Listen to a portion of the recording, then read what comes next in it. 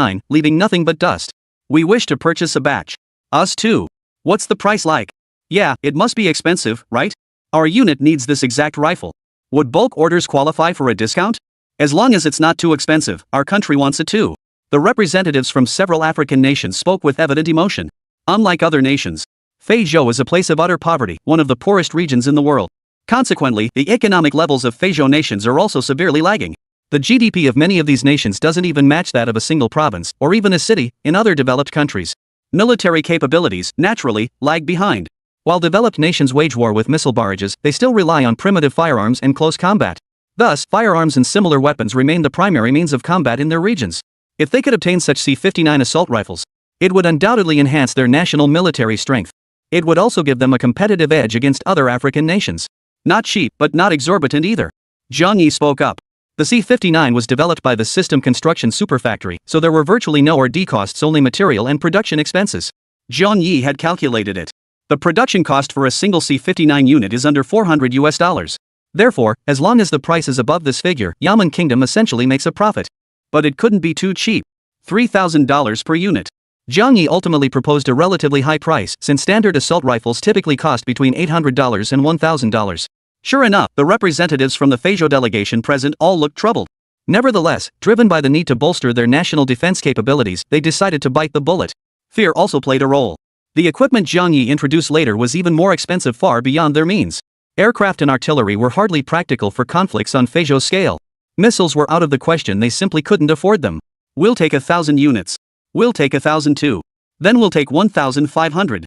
We'll take 800. The Flying Continent delegation began placing orders. The quantities weren't large, but they were already pushing their limits. Zhang Yi hadn't expected them to bring much anyway. Just then, perhaps to show support, Dainoka immediately held up one finger and declared, "Your Majesty, we'll take 10,000 of these firearms." Everyone stared at him in astonishment. Especially the nations of Feijo. They haggle over every 1,000 or 2 they buy, yet here you are, demanding 10,000 right off the bat? How extravagant. He's not human. Zhang Yi was deeply gratified by Dainoka's support. Seems he's been interacting more with the Dragon Nation lately. So he's finally learned the ropes of social etiquette? Other wealthy families in East Continent couldn't just stand by and watch Dainoka steal the spotlight. The Qatari delegation's Crown Prince Akir immediately declared, "We'll take 10,000 units as well." The young Prince of Dubai wasn't about to be outdone. "Then we want that many too." Ali Ankiu and the Kingdom of Balance subsequently placed orders for 10,000 units each. The onlookers were dumbfounded, inwardly sighing, "Money talks." Only the Yisili delegation wore expressions of utter contempt. They inwardly cursed countries like Signins as Zhang Yi's fawning lackeys, utterly devoid of dignity. The jealousy was palpable. Zhang Yi instructed his staff to record the orders. Then he led the group to continue the tour. The first exhibition hall showcased an array of firearms and individual combat weapons, dazzling the eyes. The attitude of countries like Sandow remained consistent. They placed orders immediately for items they liked. Other nations gradually made their selections as well. Only the Lighthouse Nation maintained an air of disdain. For it firmly believes its firearms are the most advanced in the world. There was absolutely no need to import from the Kingdom of Yamen. Besides, even if they knew the gap existed, they couldn't import anything. After all, the Lighthouse Nation was the world's top arms exporter. Why would they buy from others when they're sitting on a mountain of stockpiles? What a joke. Deputy Chief of Staff Akin of the Lighthouse Nation remarked with hidden meaning, "Who would have thought the Yamen Kingdom's military industry could produce such outstanding equipment? Congratulations to you all. Though I wonder how you managed it." The insincerity was painfully obvious. Zhang Yi shot him a glance and chose to ignore him. Akin-san froze awkwardly before clearing his throat and pretending nothing had happened. When might you be able to show us some of that real cutting-edge tech?" The representative from Foot Basin Kingdom, their supreme military commander Kamida Taiji, seemed eager to see it. "Don't worry, we're almost there. But what would you like to see first?" The next exhibition hall features our armored vehicles. At this, the group perked up with excitement. Armored tanks. They're the ultimate land warfare machines. Whoever possesses superior armored tanks gains greater tactical advantage on the battlefield. Alright then, everyone, follow me. Zhang Yi led the way. The others followed closely behind, afraid of being left behind if they lagged. They entered the next exhibition hall. The group was immediately stunned by the colossal machine before them. This was indeed a VZ-58 land concept armored tank. The first impression was overwhelming. Its form resembled a steel beast radiating intense pressure. Its hull was massive and heavy. It radiated sheer power. What made it truly extraordinary, however, was the VZ-58's unconventional design. Distinct from conventional tanks, it radiated a distinctly futuristic, high-tech aesthetic. It seems like a product of the future. Even its surface coating left the well-traveled international delegations in awe. Upon closer inspection, the VZ-58 concept tank's barrel stood tall, poised to unleash a thunderous roar at any moment, inspiring both dread and awe. Everyone couldn't help but imagine the sheer pressure this machine would exert on enemies when deployed on the battlefield. Dinoka felt a growing sense of familiarity. Suddenly, he remembered something. Back when Sandar was still supporting the original Yaman government forces during the Hadi battle. During the battle at Aden Port, Jiang Ye's armed forces had used this very tank. According to some video footage obtained at the time, it had shocked the upper echelons of the San State and the Hadi faction, along with other former Yemen government forces. So this is what it was? Dinoka's eyes burned with fervor as he thought, Father would absolutely love this if we brought it back. This tank is truly unique. Its appearance is truly sleek, but I wonder about its performance? How does its firepower compare to conventional tanks? Yeah, it better not be a paper tiger all show and no substance. We don't need scare tactics on the battlefield. Ikinson remarked with a sarcastic tone. Chapter 239, 200 billion down the drain. Dinokar immediately bristled at the remark. This guy was clearly looking for a fight. Before Jiang Yi could speak, he interjected first, there's no need for you to question this. The military might of the Yaman kingdom is recognized worldwide. Mr. Atkinson, your remarks sound a bit sour, don't they? Sour? Me? Atkinson shot Dinocha a glare. A wet-beard kid, daring to speak to him like that. He knew exactly what he was jealous of. Dinoka's tone was impatient. As the former largest arms trade client of the Lighthouse Nation, Sandow knew that the arms trade was their lifeblood. This defense exhibition hosted by the Kingdom of Yaman had captured the world's attention. The Lighthouse Nation's major clients have all been snatched up by the Yaman Kingdom. How could the Lighthouse Nation feel good about this? Take the small nations of Fazhou alone, many of their weapons were sourced from the Lighthouse Nation. But after this event, they've seen there are better alternatives than the Lighthouse Nation. Better weapons. Better value for money. It goes without saying that future cooperation with the Lighthouse Nation is highly unlikely. That's why Ikinson is upset. Regarding this, other nations, especially those in the East, feel the Lighthouse Nation has it coming. Because the Lighthouse Nation's favorite place to stir up trouble is East Continent. The spark for several East Ocean wars also came from the Beacon Nation. They have displaced countless Arabs, leaving them homeless and rootless. Countless women and children perish amidst the ruins and flames of war. One can only say it's all retribution. Alright, this defense exhibition is held to promote international exchange and strengthen national defense capabilities. Let's not dwell on other matters. Jiang Yi steered the conversation back on track. His gaze then shifted toward Atkinson. Let's start with the VZ-58. Since some have expressed doubts, I'll take this opportunity to introduce it. This is our first active-duty armored tank currently in service, capable of carrying 4 crew members. Its armament consists of a Tier 9 122mm gun with 440 rounds per magazine and a 4-round clip, requiring 35 seconds for a minor reload. Its armor utilizes a new alloy, the K568 all-purpose alloy. This alloy boasts exceptional toughness and blast resistance.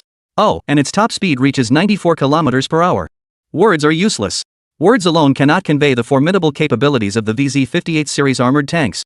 Jiang Yi beckoned, and his assistant produced a tablet. Jiang Yi searched through the tablet and found a video. The video. It captured the first deployment of the VZ-58 during combat against the Aden Port government forces. After watching it, everyone's expressions simultaneously turned stunned. From the moment the VZ-58 appeared to the moment it bombarded the entire area, a single shell blast shook the camera, creating a sense of earth-shattering devastation. All of this demonstrated the VZ-58's formidable power. Its exceptional maneuverability left representatives from all nations present questioning their perceptions. As everyone knows, while armored tanks are formidable, they have one fatal flaw: their lack of mobility. This limitation. Their operational range and combat effectiveness are significantly reduced, with many limitations. Only under specific conditions can they achieve their maximum effectiveness. The VZ-58, despite its massive size and imposing presence, boasts far greater agility than any mainstream land combat tank they've encountered. Powerful mobility, combined with unmatched agility. Calling it a battlefield killer is no exaggeration. Impressive. Though Dino wasn't seeing it for the first time, he still acted as if he just realized the VZ-58's true prowess. I wonder how much one of these tanks costs. Prince Akir of Qatari also urgently inquired. Indeed, a tank this formidable Qatari must possess it. Representatives from Alien Ball, Dubai, and the Kingdom of Balan shared the same look of admiration. Other nations were equally eager. All hoped the price would be lower. $40 million per unit. Jiang Ye's quoted price left everyone speechless. What? $40 million? Consider this. The Merkava series main battle tanks currently in service with Israel, purchased from the United States, cost only around $4 million each. 10 times the price of a Merkava? Rest assured, our product delivers exceptional value. Additionally, with your purchase, we include 1 year of complimentary technical support. We also provide various technical consultants to ensure you can quickly master our equipment upon delivery. Should any issues arise later, we will resolve them one by one. Jiang Yi sensed their hesitation and added, technical support. This finally eased the crowd's unease somewhat. Dino Ka waved his hand decisively. Alright then. We need 120 of these tanks. Everyone turned to look at Dinoka. Their mouths twitched. Once again stunned by this guy's extravagance. 120 tanks, that's $4.8 billion US. That was nearly equivalent to the combined annual GDP of some of the flying continent nations present. Facing the astonished gazes of the crowd, Dinoka simply stated firmly, "I trust the king of Yemen. He wouldn't deceive us." As for how he knew the VZ-58 tank specs in advance, Dinoka didn't mention a word. Upon seeing this, representatives from Diba, Eliankio, Balan, and Qatari immediately decided they too must procure a batch. This defense exhibition presented an ideal opportunity. They had the chance to engage with the Yemen kingdom's advanced weaponry. Where else would they get such an opportunity? Even if they wanted to buy them, they might not be able to. Thus, orders poured in from all corners. Even the representatives from the unconventional three nations couldn't resist joining the excitement. Prakash said, "We want 100 units too. How long will delivery take?" Atkinson's expression changed as he looked at Prakash. India was also a major customer of the lighthouse nation. Seeing India switch allegiance to the Kingdom of Yemen and purchase weapons from them, Atkinson felt his heart bleed. "Actually, we have a batch of tanks and armored vehicles ready for sale, the Abrams X series." But Prakash wasn't buying it. "You promised us before, but we've waited this long without a single word." The implication was clear. "We're done waiting." Atkinson was speechless, visibly anxious. They had indeed promised India they would sell them some Abrams X tanks. And the Abrams X is a tank still undergoing testing in the lighthouse nation, not yet officially commissioned. It boasts formidable firepower, an advanced operating system, a powerful propulsion system, and achieves high levels of informatization and automation.